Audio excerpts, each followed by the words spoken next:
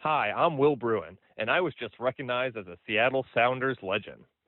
Now I get to do voice reads for the Sounder at Heart podcast network. Here we go. Come on! Hey, O'Shan! Let's go! The Seattle Sounders have done it! MLS Cup winners! Here comes Rui Diaz through the middle to crown it for Seattle! The Sounders rule the region! Seattle Sounders is campeón!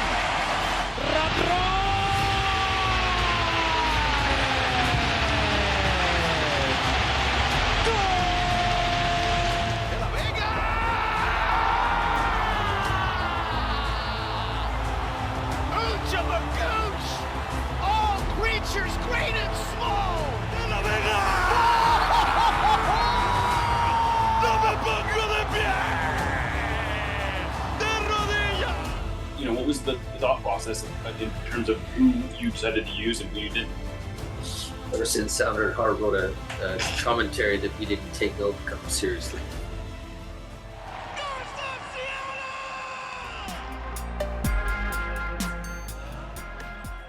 This episode of Nos Arietes is sponsored by Full Pull Wines, a Seattle-based wine retailer and proud sponsor of Nos Arietes since 2011. Full Pull was founded in 2009, is based in Seattle, and is owned and operated by longtime Sounders supporters. They offer the best boutique wines of the world to members of their mailing list, with special focus on their home, the Pacific Northwest. Welcome back to another episode of Nos Arietes on the Sounder at Heart podcast network. I am Jeremiah O'Shan. It is Friday. Preseason has started, and I am back with Niko Moreno for what we learned this week. Niko, welcome back. It hasn't been too long since we recorded, but it does feel good to be back in we have actually something to share during what we learned this week period of season. That's right, baby. We are back into our regular programming hours, baby. I love it. I'm ready to go. We're back. We were finally back at the facility. We got to see the guys for the first time in 2026. Got to make some early assessments on a few players. Got to hear a couple of things. All the new guys were there. So, man, yeah, there's a lot to talk about, Jeremiah. I am excited. Thank you for everyone for tuning in and for being part of what we learned this week right off the bat. So, man, yeah, I'm excited. Let's do it. Yeah. So just a little bit of housekeeping before we delve into our observations from the week. I just want to make sure everyone knows Sounder at Heart is getting ready to launch a print magazine, an actual print magazine that you can hold in your hands. It is called 4. The short version is that we're looking at this as sort of Sounder at Heart 4.0. Pretty exciting stuff. We've already sold almost 750 copies, but you can get in on the pre-sale. It's $10. I would just go to sounderatheart.com. There are links all over the site. If you want to get in on that, we are, unfortunately, we're going to have to, of course, be printing this ahead of time. So we are going to print extras. The price will go up once we actually submit that order. But if you want to get in on the pre-sale, I would do that ASAP. And hopefully, if this is successful, it'll hopefully turn into like a quarterly magazine. Right now, we have 2 issues planned. And this is shaping up to be a very exciting year at Sounder at Heart. Sort of tangentially related to that, we are also going to be making our first ever preseason trip. I am going to Marbella. Niko, I don't know if you are 100% committed to this yet. Are you? Not yet. I am trying to figure out some kinks. Yes, no, the wife is not completely on board. She did bring up some dates of concern a little bit after that. It is also our 20-year anniversary this year. And that is going to... Thank you. That's going to happen in July. But of course, that also provided some new shed potential cost of the year, so we're gonna figure it out. I'm still trying to work it out. I think that if I can have a better pitch economically, I think that maybe that's an opportunity. And if we could move a couple of family dates that apparently fall around that day that I missed out. But yep, excited to either way know that for sure we're going to have Sounder Heart presence there with you and Noah. That's going to be exciting. And I hope to join. Yeah, absolutely. So in case you don't know, the Sounders trained all week this week at Longacres. Today was their final day of training at Longacres. Then they think they have the weekend off. And then I think on Monday, they are actually getting on a plane and flying off to Portugal, where they'll spend about a week. And then they go to Marbella for about 2 weeks after that. And they'll play probably 4-ish preseason games during the trip. The last of those is against Hammarby. That's the game that we will be there to cover. We're going to be doing some interviews. We're going to be doing all kinds of stuff. One of those interviews will make it into the magazine because it is the last item that we are holding the magazine printing for. Kind of exciting about that. But Niko, this was, I feel like we actually got to see more actual training this week than we have maybe it's not more than the past, but they actually played a bit this week. I think we were able to make some real observations. Let's just start off with this. What were your big 3 talking points or takeaways from this week? We can get into each of those. That's right. Look, my top 3 observations of the week. Let's start with number 1, and I think one that is extremely important. I love that Brian Schmetzer, when talking to us for the first time in 2026, really talked about the emphasis that he is having on having his players hold themselves accountable. He talked about how great the team was last season. And he even mentioned that there were, before they went out there to practice, he had some of the video from that loss against Minnesota and, getting the guys kind of to close down that chapter. And then he talked about how well cemented the team was and that he loved that Christian called it one of the most together team that he's ever been on. But he said that he wants to add on another element to it, which is accountability and leaders on that field. He talked about former leaders like Nicolas Odero and Clint Dempsey and Roman Torres, right? So I really do love the idea of him saying, look, we need a bigger voice out there, because there were times last season where I felt like in some of those moments where defensively they'd have those lapses and they weren't positioned correctly, and maybe when the game's about to be over and you might give up a goal. You and I talked about having that leader out there yelling, saying, let's go, guys, last couple seconds, holding themselves accountable through the game, through the 90, through the week. So for me, absolutely love the mentality that I heard from him. Christian Roldan also talked about this team going back to being that 2024 team when it comes to defense, when it comes to transition defense. So the mental component of the group of Brian Schmetzer, where he is at, the mindset of the team in general, I absolutely loved so far out. You want me to start with that one and just finish the 3? No, let's start. Let's hang on that one for a little bit, because I think I wanted to build on that a little bit related to the mentality. I thought this was, it's a cliche. It's a preseason training cliche to say there's a lot of competition in this team. But I think when it comes to the Sounders, especially right now, and I think also competition can sometimes be code for we don't have obvious starters, and if they always say, there's a saying, if you have a quarterback controversy, it means you don't have a quarterback. Or something, a goalkeeper controversy, you don't really have a starting goalkeeper kind of thing.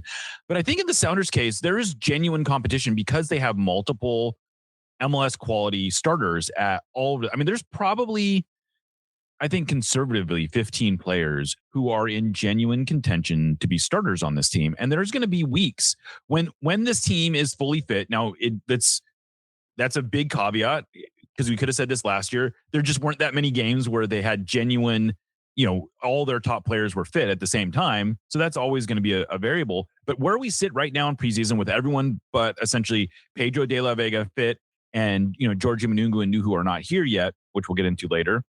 But as far as the competition goes, I think there's genuine competition at probably 5 or 6 different positions in the starting lineup. And the top one of those is goalkeeper, where I think Andrew Thomas is probably the odds-on favorite.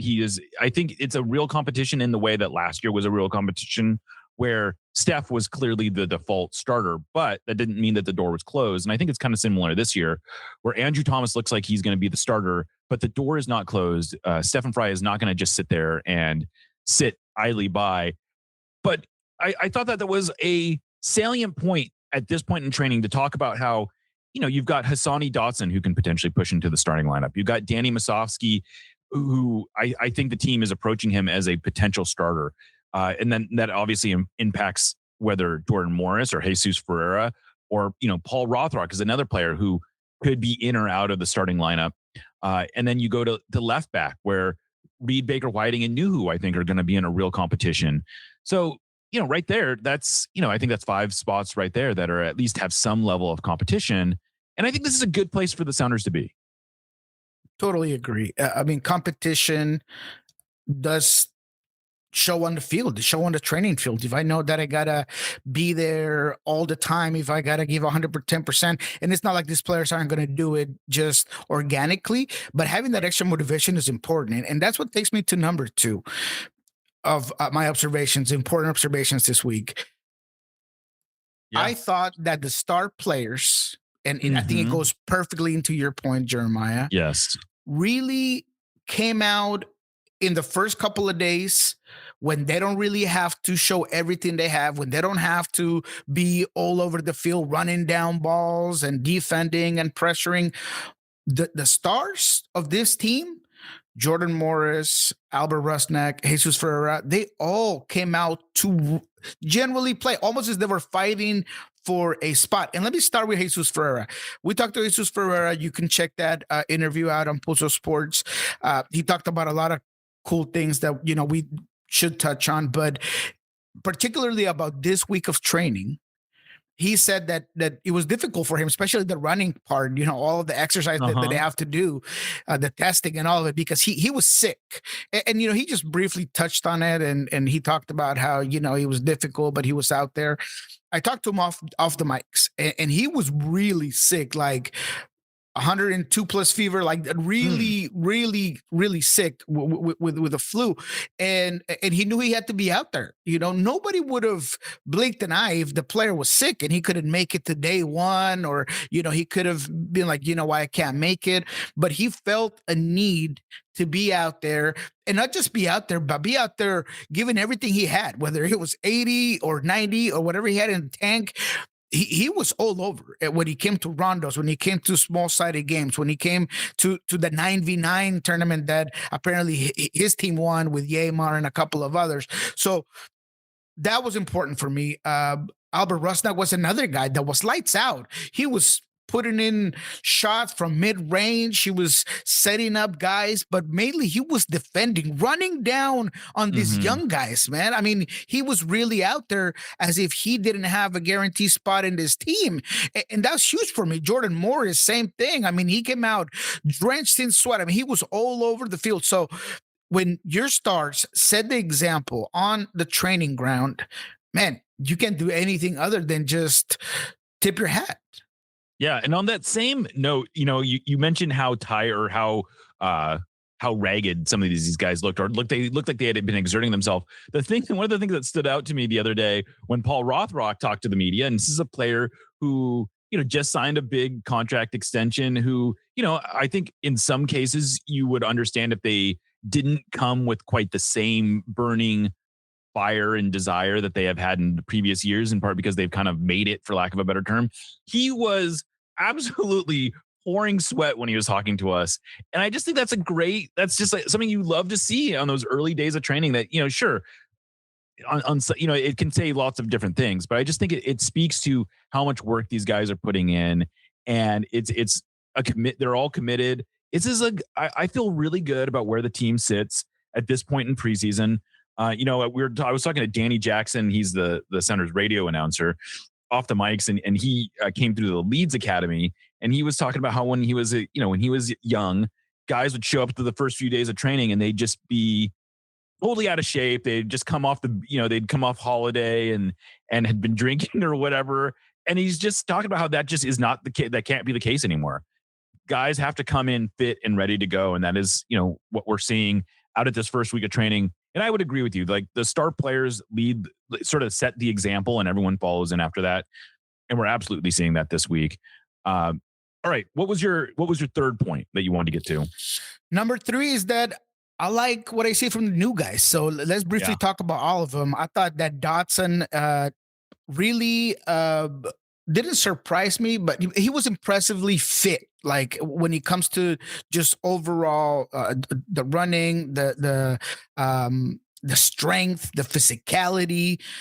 He's a player of few words, but he definitely has the right mentality. I love the fact that he told us that he's here to earn his stripes and that he knows that, he's the new guy. He's got to earn it. And he proved it on the field. So maybe not as flashy on the ball, taking down players, but very good on link up, little back heel I saw there. I mean, he was really involved. Really like what I saw from him. The 2 new guys, but by new guys, I mean those that were given first-team contracts, Yutsu Kanome and Santiago Gomez. Didn't see much from you. Gomez. Maybe you did. Oh, sorry. And Sebas Gomez. My bad. I'm sorry. Yes. Sebas definitely looked good. Out of the 2 guys, I probably got to see more out of Sebas. He was closer to me, but love the creativity. Love how quickly he turns away from pressure. I like where he gets into space. He had 1 goal where he makes a phenomenal run behind the defense. He might have been offsides there by a quick, maybe 2 steps, but it's practice. And so he definitely feels like a guy that's exciting. He told us that he likes to be an entertainer, that's his soccer. And I thought it fit the bill when he came to his training. You didn't get to see too much from him. And then Nikola Petkovic also didn't get to see much from him. But I did hear that Nikola was very good on the ball, is what I heard from someone else. And that he's a guy that definitely looks to have some technical ability, some very interesting technical components. So far, so good when it comes to the young guys. Yeah, and then Ryan Saylor and Max Anchor were the other 2 new signings that were, I don't know actually how much they were involved in training this week. I know the first day they were off to the side. I'm not 100% sure they actually got into training this week, which is part of why we don't have much to say about them, but I want to acknowledge that they are here. And Saylor was dealing with a knee injury, just FYI. Right. Okay. Good note there.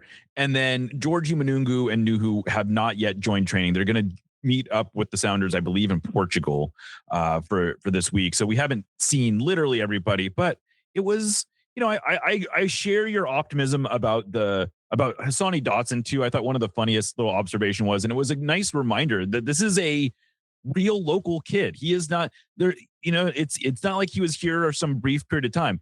He was talking about how he was sleeping in his childhood bedroom with his folks in Federal Way, and that his mom still works concessions at Starfire, and this is a guy who grew up in the region, who was sort of overlooked by the Sounders.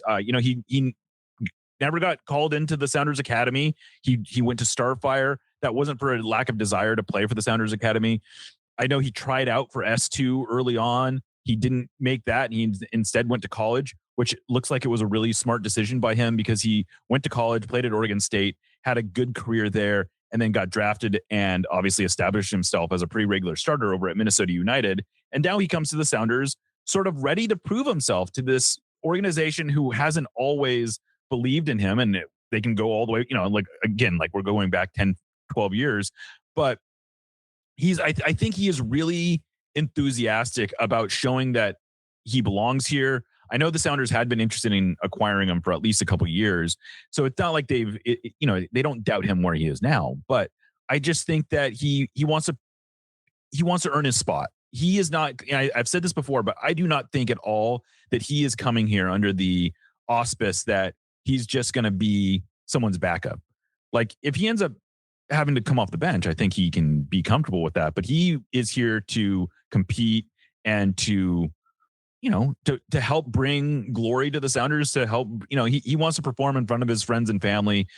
I'm really excited about what Hassani Dotson can bring, and I'm excited about the dynamic that he also brings to the group, because the Sounders, I think, it's a double-edged sword. On one hand, there's all this continuity, which is great, and I think it helps raise the baseline performance. But I think sometimes guys can get a little comfortable in their roles, and a guy like Hassani Dotson can kind of shake that up a little bit, which I think is definitely good. And then with Sebastian Gomez, again, a genuine local kid. This is someone who told us that he grew up playing soccer at Magnuson Park with Celtic. I believe he is the first Celtic player to join the Sounders, maybe the first Celtic player to get into MLS, period. Because I don't think Celtic has been around. I don't think Celtic predates the Sounders Academy, so that would make sense. But Sebastian Gomez has been sort of working his way through the Sounders development program. He told us that he has been playing with Stu Hawkins since 2017, Crazy. Which is, do the math on that. He's 19. Yep. He's been playing with the Genders since they were 11, 12 years old. Yep. So that's just an exciting story too.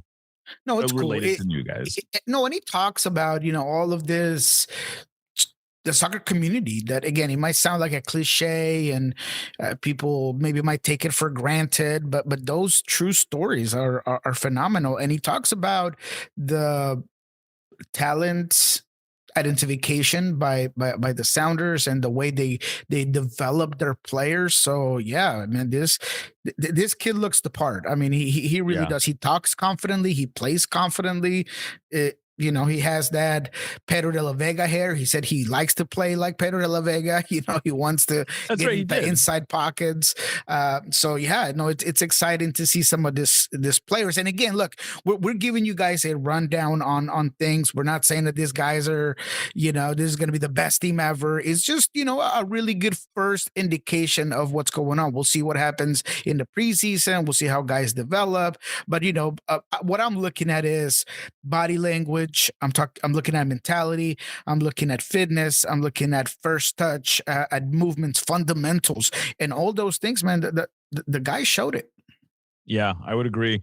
So on that subject, who are some of your standouts from these early weeks? You've already mentioned you really were impressed with Albert. I think you mentioned that you were impressed with Jesus.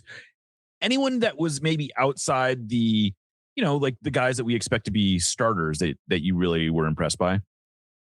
Yeah, look, that's a great question. I think that the first one that comes to mind is Osasa de Rosario. Mm-hmm. He seemed to be just on when he came to just scoring, finishing, putting balls in the back of the net. I saw him being very vocal, very loud. He was a guy that was beating guys to the ball, just being extremely physical. He was a player that I thought really, really, really stood out going into this week of training. Snyder Burnell is another one that I thought was pretty interesting during this week. I think those are the main two that really come to mind. Yeah, I also was very impressed by Osasa de Rosario. He had a couple really tidy finishes. The finishing in general, I thought, was pretty tight for this early in training. They played some 9v9 games on Wednesday, and it was, I guess I'm just not used to seeing it quite so open and sharp this early in training, and I was really encouraged by that. The other guy, Paul Arriola, I think it was very encouraging just to see him as involved as he was. Now, he wasn't 100% all in. He did sit out some of the training sessions, but he was he's clearly gearing up to be ready for the season opener, to at least be available. And the thing I really like about Arriola is there's two parts of him that I like. One, technically very good player. He also brings this energy that I think is infectious. Christian Roldan talked a bit about how he has this positivity about him. And here's a guy who's coming off his second ACL injury.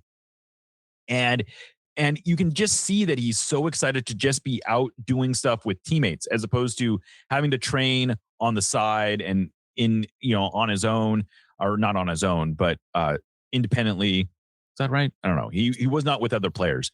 And and Christian talked about how even though he wasn't involved on the field, he always was going to team events. He was watching the games together. He was watching every game. He never let himself get separated from the team. And I think it helped that he knows, he has personal relationships with Jesus Ferreira and Jordan Morris and Christian Roldan and Alex Roldan. And so he had like a friend group already within the team when he got here. But it's just, this is maybe the biggest X factor, I think, for the Sounders this year is how much they can get out of Paul Arriola.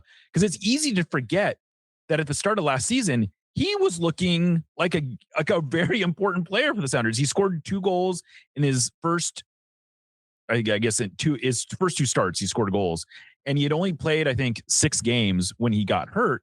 But he is a player who can be a real difference maker and can sort of change the way the Sounders play. Totally agree. It is his fundamentals, as I just mentioned, what really drives him as a player. I mean, it is the way he receives the ball. It's his delivery on passes. He had a phenomenal goal. I think it was like top shelf, mid-range. The way that he doesn't feel like he needs to be all in. When he plays out wide, he's a guy that is more than willing to just give a little bit of pause and allow his team to really get to those places where they're crashing in the box.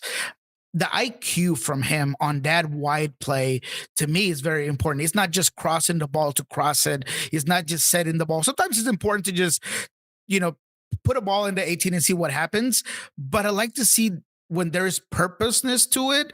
And there are times where he'll just bring it back. He'll maybe instead of going to the far post, he goes near post. Like, he is very methodical about the way he distributes from those wide areas. He can come inside. I think that despite his frame, because he's not the biggest guy, his center of gravity is very good, and he just knows how to shield the ball. He knows how to get guys off the ball. He dispossesses guys very well. So, man, he's a guy that's going to be giving Paul Rothrock a run for his money. Paul was a bit quiet. He wasn't a guy that stood out incredibly during this couple of days. So, look, Paul Arriola is going to have a lot to say when it comes to fighting for a starting spot. Absolutely. No, I think that there's some intrigue there. And then that's before Pedro de la Vega comes back from injury. Pedro de la Vega was not training this week. He was at training. He's been inside, we're told, basically all week. But I would not be at all surprised that come April, certainly by May, if Pedro de la Vega is right back in the mix. And it'll be interesting to see how that changes the way the Sounders have to play. Because, if you go back to last year, they were playing a lot more sort of 3 in the back. And I think that we're looking at hints to what Brian Schmetzer is thinking as far as formation. And I acknowledge from the start that, formations are more of a concept, like more of a general concept than they are. Like, it doesn't always play out how it's down on paper. Mm-hmm. But he did seem to indicate that we may see that they could be playing with wingbacks again, and that those wingbacks are going to be getting pretty high. Brian Schmetzer did an interview with Steve Zakuani and Brad Evans where he talked about switching from, building out in a 3-2 to more of a 2-3, which, I suppose that means both of your, you can kind of draw it out in your head, but I guess it just means more numbers getting into the attack further up in the build out. But these are all things that we will have to probably wait on to get real clarity on until we see them playing. But I do like that the Sounders are thinking about constantly rejiggering the way that they approach games.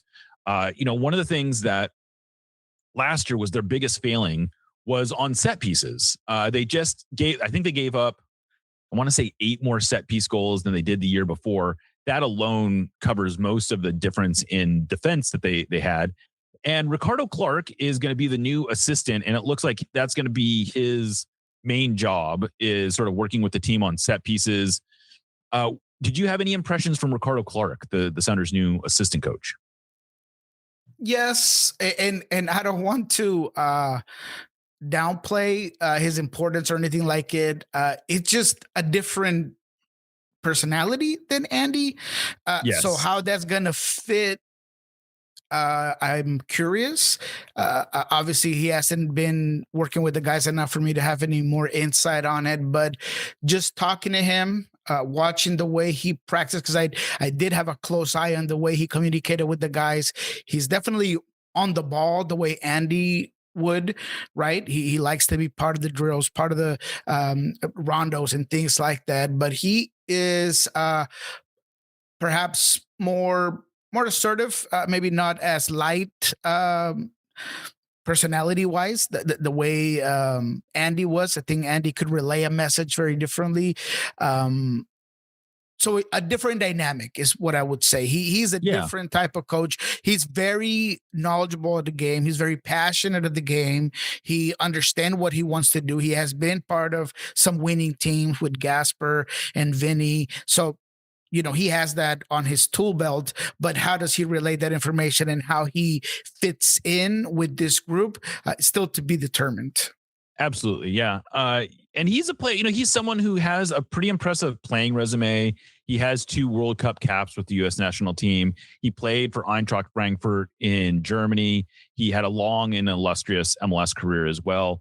He's someone who I believe actually played with Craig Weibel at Houston Dynamo. And I think that's his only direct Sounders connection. But I do like that the Sounders are bringing in some voices from outside the organization. I understand that they are close to hiring a Tacoma Defiance coach. They may have even, I think they may have even actually made an offer on that. And so we may be getting another coach. I'm pretty sure that is someone coming from outside the organization. But the assistant coaches may have some familiar faces that maybe we don't want to get into yet. But I think the Sounders are hoping to have that locked up pretty soon, I know.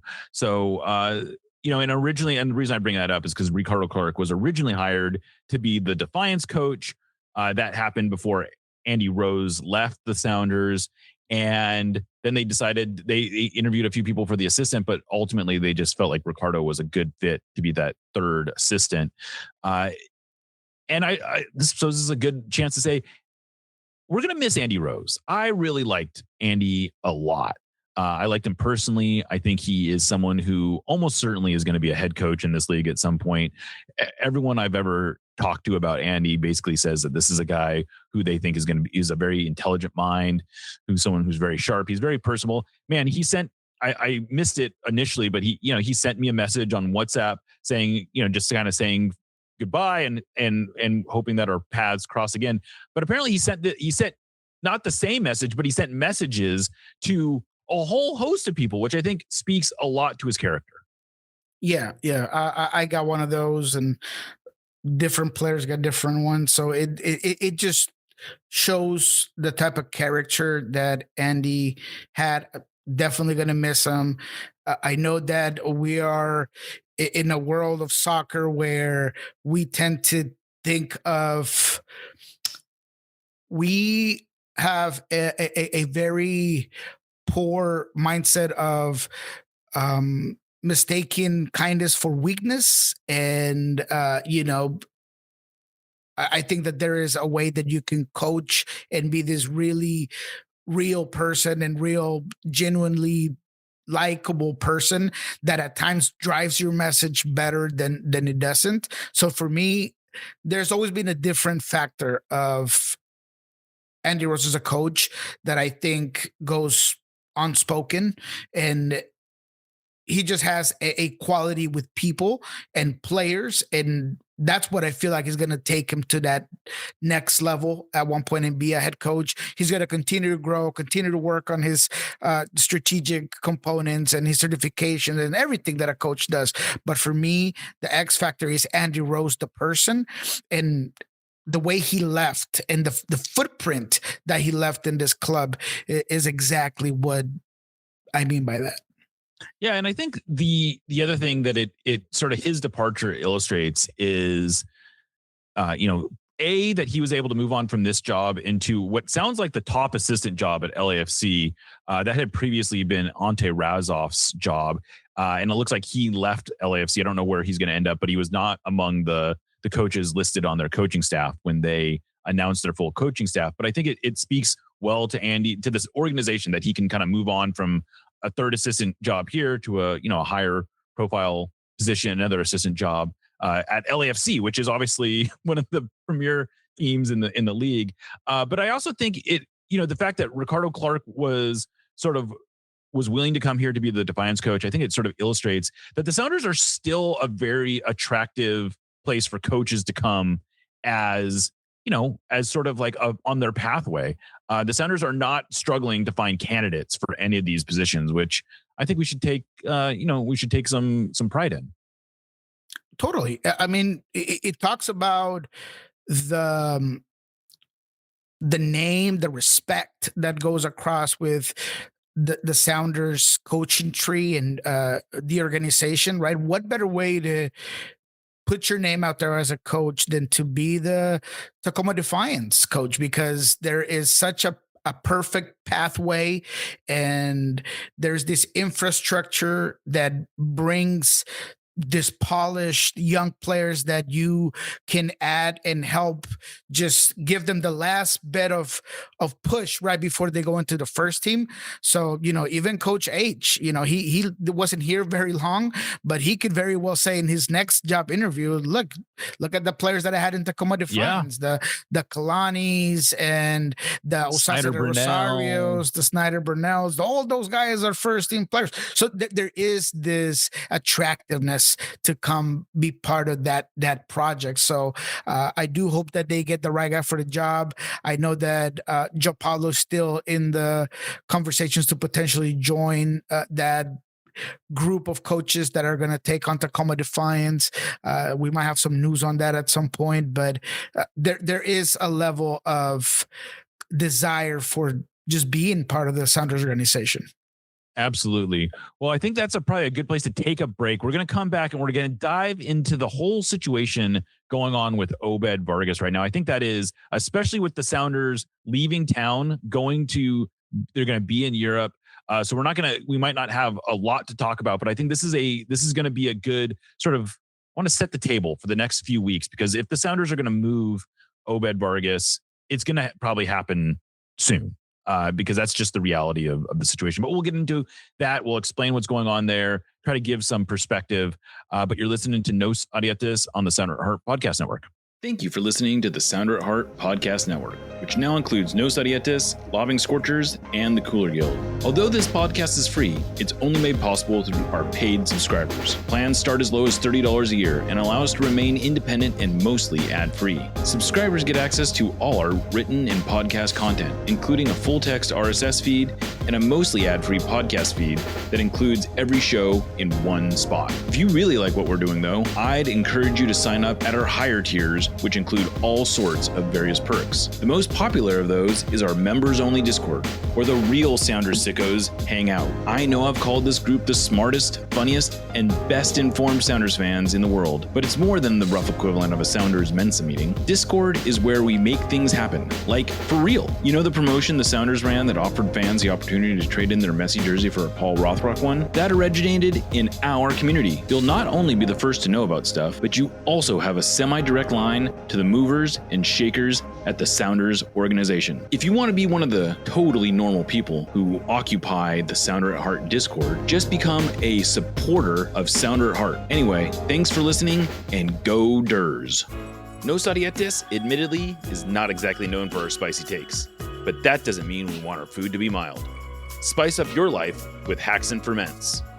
Handcrafted in Georgetown and made with the best local ingredients from across the Pacific Northwest, they specialize in unique small batch fermented hot sauces and vinegars.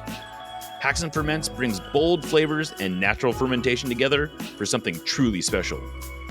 Whether you're a heat seeker or just looking to elevate your cooking, you'll find something you love at haxanferments.com. That's HAXANFERMENTS.com. And right now, if you use the code Sounder at Heart, that's all one word, at checkout, you will get a free hot sauce with your order. Again, go to haxanferments.com, use the code Sounder at Heart at checkout for a free hot sauce with your order. Haxan Ferments is a proud sponsor of the Sounder at Heart Podcast Network. Welcome back to Nos Audietes on the Sounder at Heart Podcast Network. All right. So we got kind of two, I guess we got two issues we want to get into here. The big one being everything that's going on with Obed Vargas and his desire to go to Europe, and sort of how this is going to play out, I think, or how it could play out, and how we got to where we are today. We'll start here. He just got called up to the Mexican national team for their January camp. I believe he is the only MLS-based player to be in this camp. This looks like a pretty strong squad that they've called in for January, as you'd expect.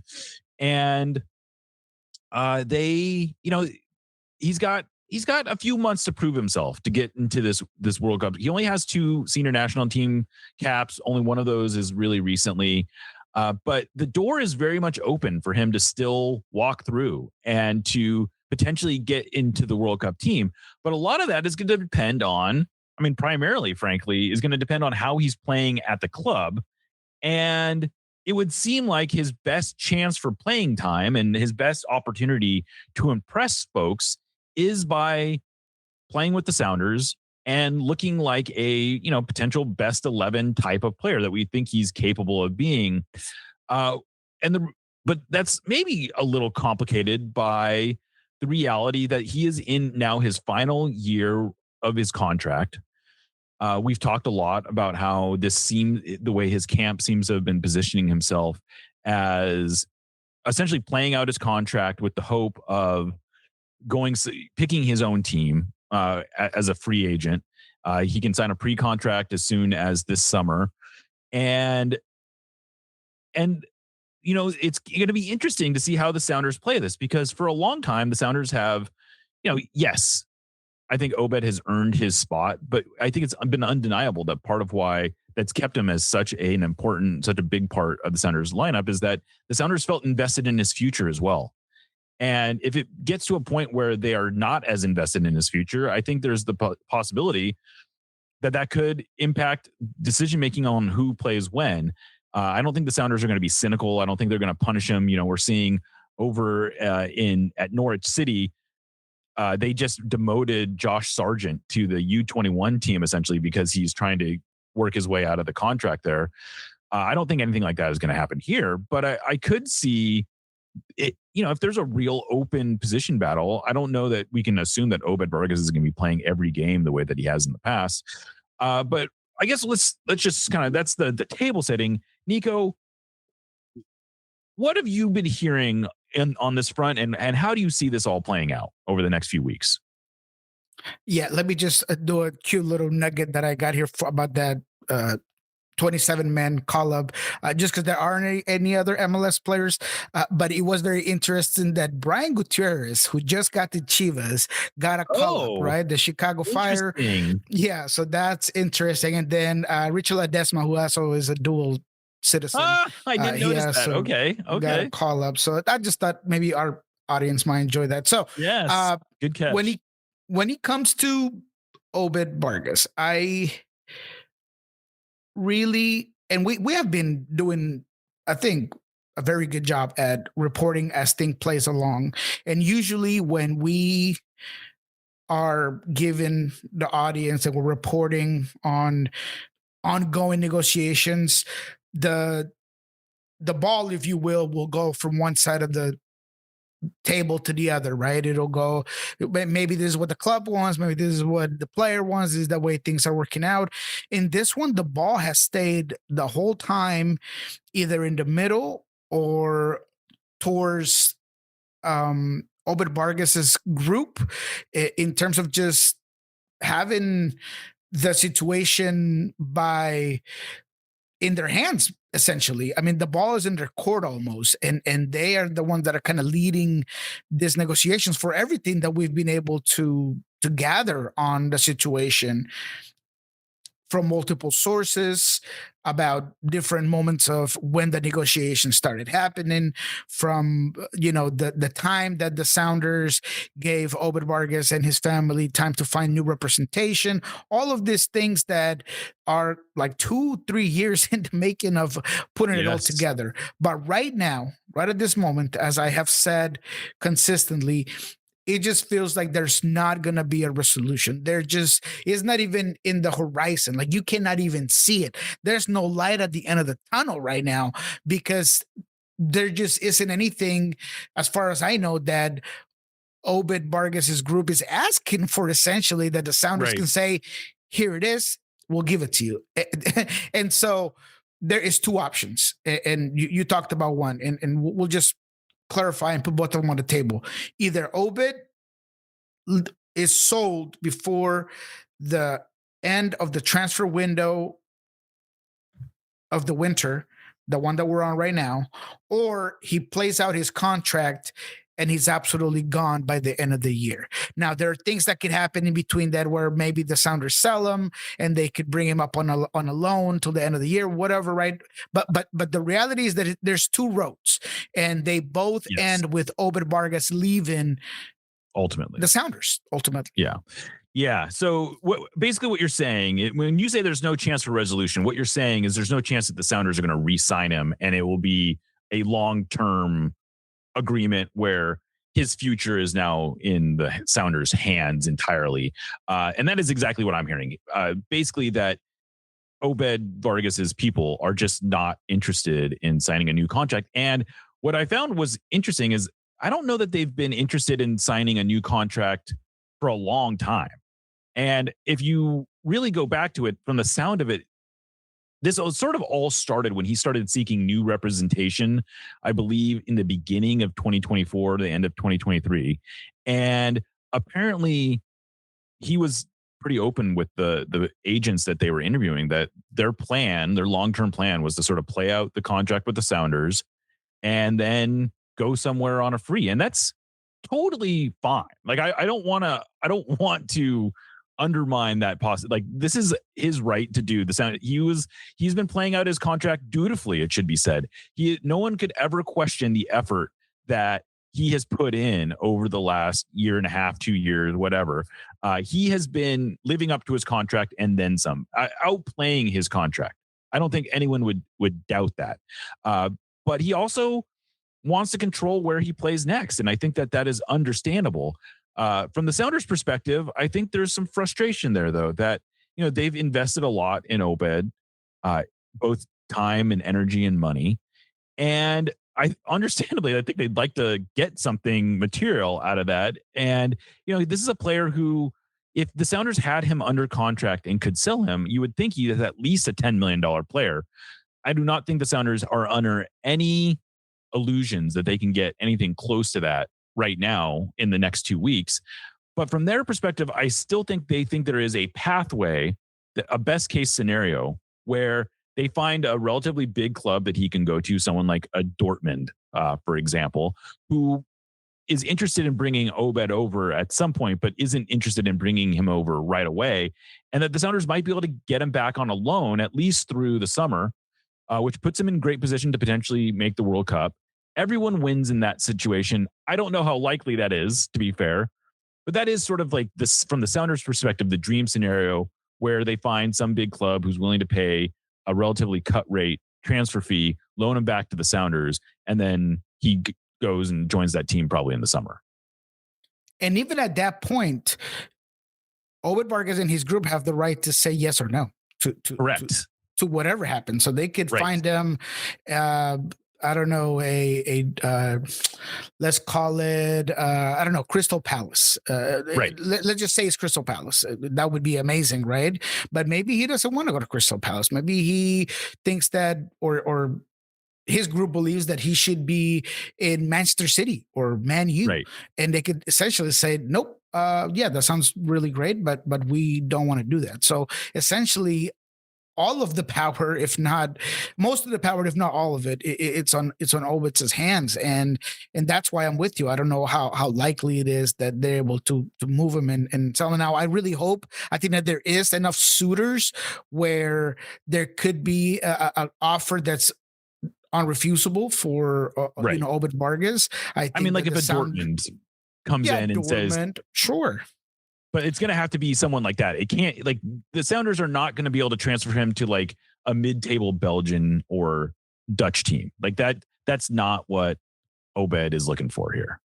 Yeah, which is crazy because I thought Bruges was a perfectly fine, and Right. a PSV or something like that would be a more than acceptable place. But we don't really know exactly what it is that they're being offered in terms of what his future is for Obed Vargas. But for the sound of things, it just feels like there isn't going to be any resolution for the negotiations. And I really do feel like Obed Vargas is clearly betting on himself, and he has the quality and talent to do it, but he is gambling a lot. This could put him in a situation where it affects his potential to go to a World Cup with Mexico. Look, I'm looking at the midfielders for this camp, and there's a whole bunch of new guys that are coming in because I'm sure that Javier Aguirre understands, as I've been saying pretty consistently since last year, that midfield is not the greatest. The Mexico's midfield to me has a lot of holes, and even players that were really good at one point, like Charlie, are not in their best moment right now. Iker Fimbres is his first time caller. He could get first time minutes. He's a midfielder for Monterrey. Kevin Castañeda for Xolos, same thing. That tells me that Javier Vargas is trying to figure out who are those end guys. Obed falls into that situation. Now, Obed can go here in this camp and have a phenomenal camp, but if he's not playing in March or in May, I can guarantee you that he's not making that call up. It's just the way it is. Javier Aguirre wants his guys to be in rhythm. Everybody wants their guys to be in rhythm and have true minutes of competition. So if he is in this kind of gray area where he doesn't know where he's going, or he goes to a new place where maybe he's not getting minutes, he's really gambling on that. Not to mention, God help it, a potential injury or anything that might hinder his minutes or his ability to make a new contract with somebody else until the summer. I mean, there's just a lot of gambling that he's doing. Yeah, absolutely. And I think it's not just gambling with the World Cup spot, because I think you can argue that the World Cup, while realistic, is still, we're still talking 25 percentile opportunity. Like, this is not, by no stretch is he, we can say Christian Roldan is, if he's something like 80, 85% likely to get into World Cup squad, Obed is almost the reverse of that. He's in the picture, but he's got to prove himself. He's got a lot to prove. So I don't want to oversell the importance of that part of it for his next move. I think the more relevant thing that is going to be an issue is him positioning himself in a way where he can actually get to the team that he wants to get to from here. And if he's not playing, even if he is playing, there's no guarantee that he's going to have 10 big clubs from Europe begging to sign him on a free, because the reality is if there were 10 big clubs that were interested in signing him, some of them would have made, cut rate transfer offers and just get it over with now.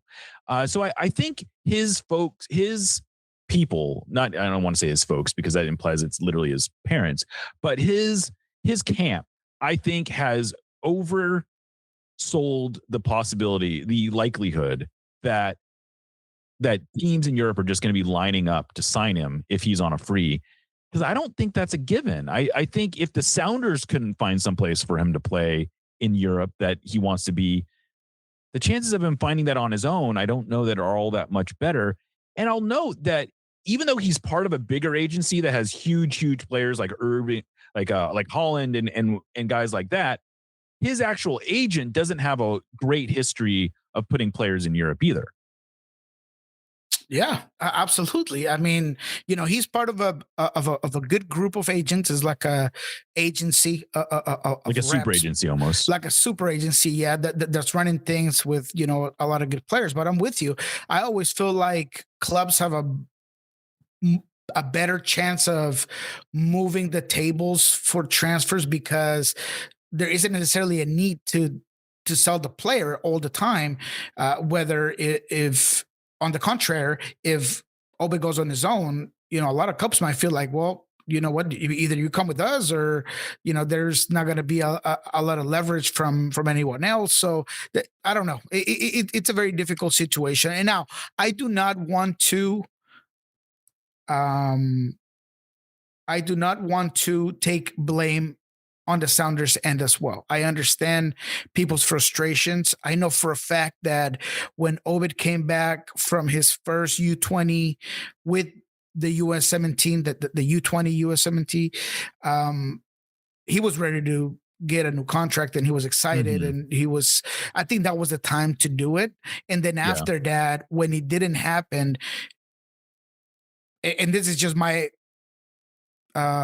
thoughts on it, or my guess on the situation, is that after not hearing from the club at that time, there was a little bit of resentment of, oh, okay, well, they didn't sign me now, and now I'm playing better, and kind of things build up, and then you get in the back and forth, and now he's decided maybe he needs another agent, and because of that particular time and moment, it didn't quite go the way it could have happened.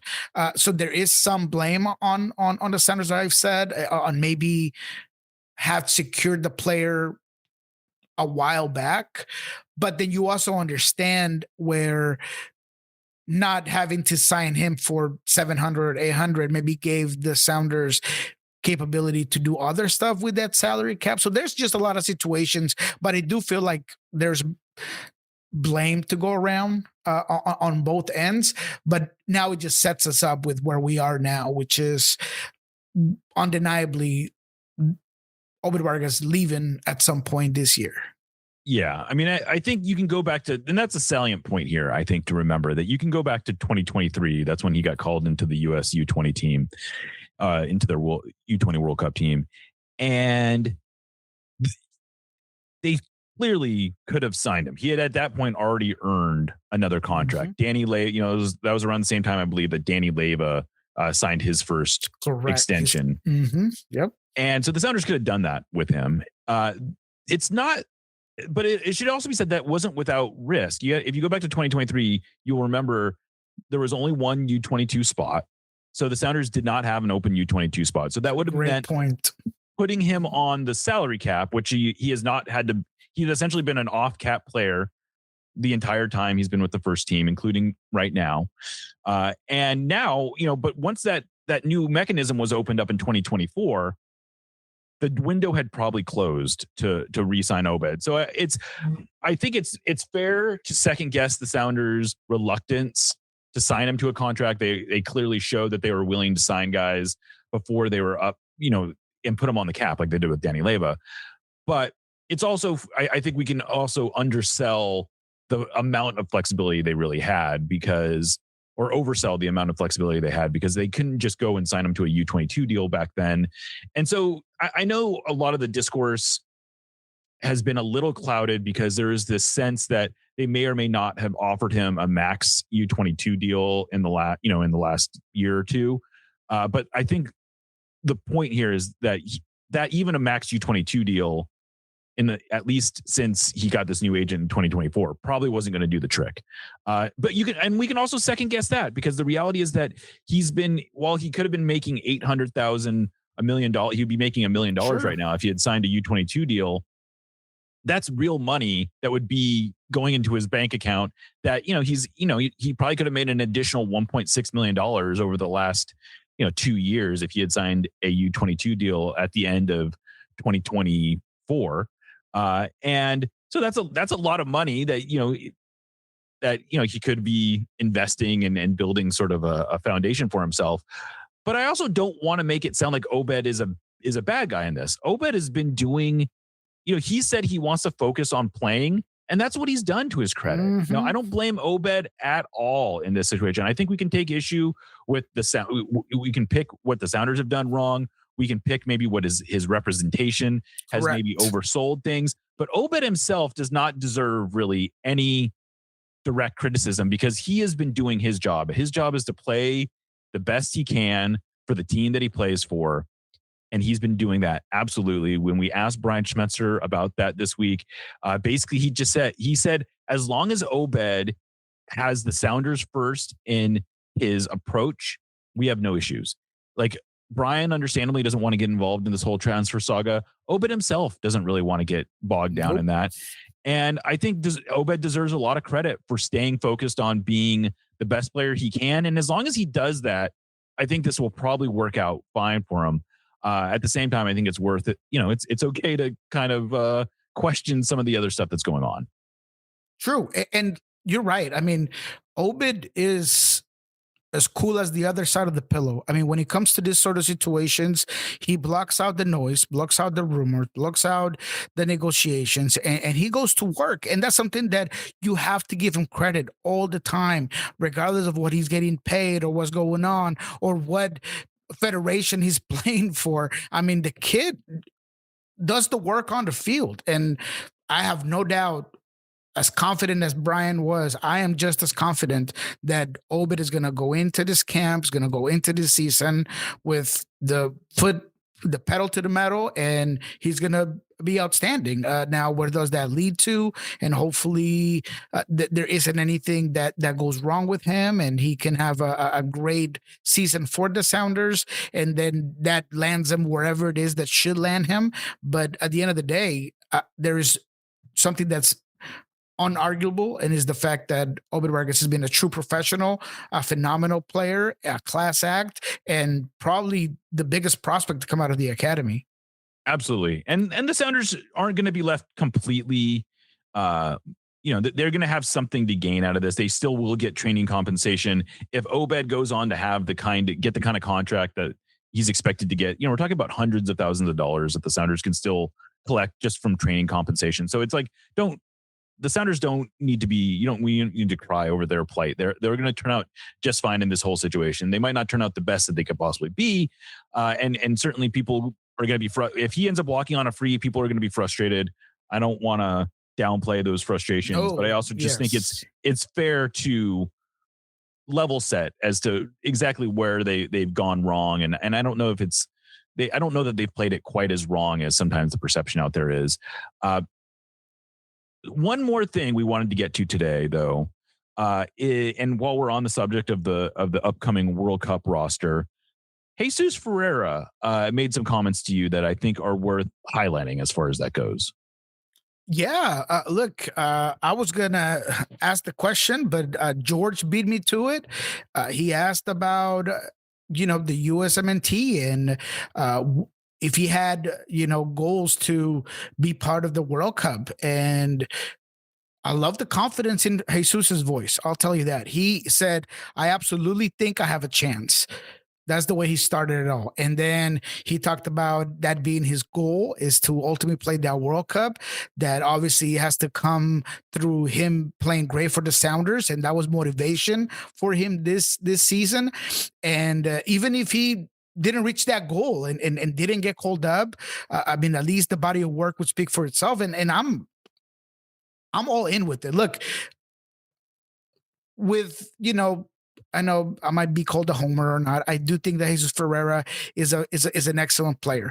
And I think that the fact that Ricardo Pepi broke his left forearm, and he is clearly not going to be in the picture for the World Cup. I think that, man, a guy like Jesus Ferreira could have a chance if he has an unbelievable start of the year. And I only say that because Pochettino has showed us throughout his time with the US-17 that he does not care what you think or his neighbor thinks or the press thinks.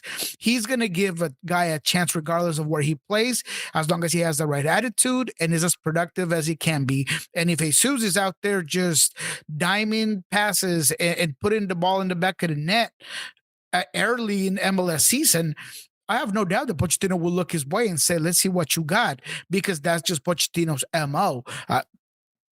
There isn't really a clear cut. Let me rephrase it. There is a clear cut number one for the USMNT, and there's a clear couple of forwards and nines that are definitely going to be going to the World Cup. But there is always room for one more with Ricardo Pepi's injury. And I think that Jesus could essentially make a case if he's having an unbelievable season. So power to him.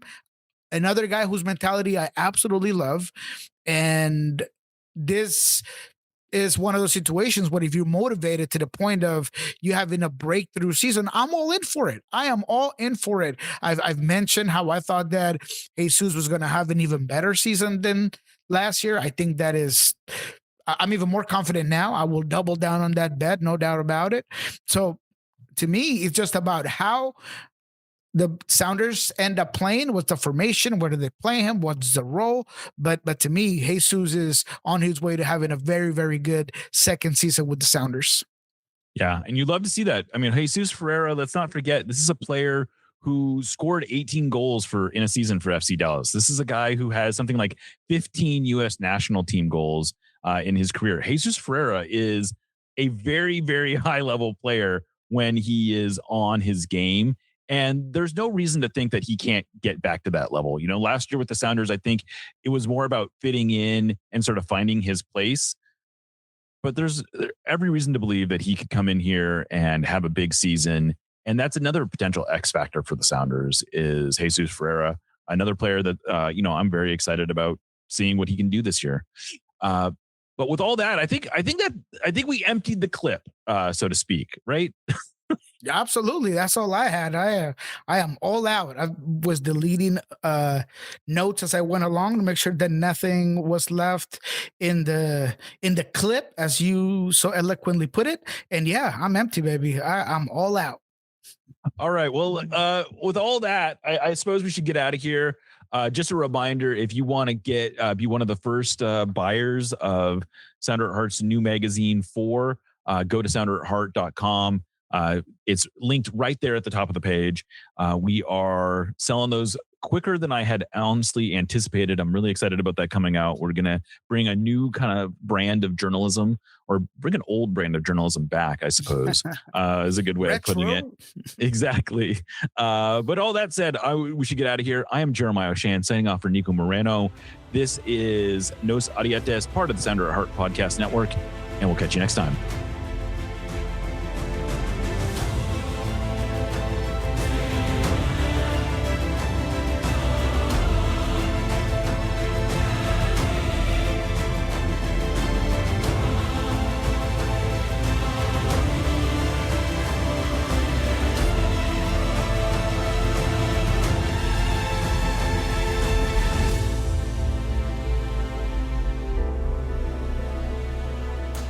Let's go, Sounders.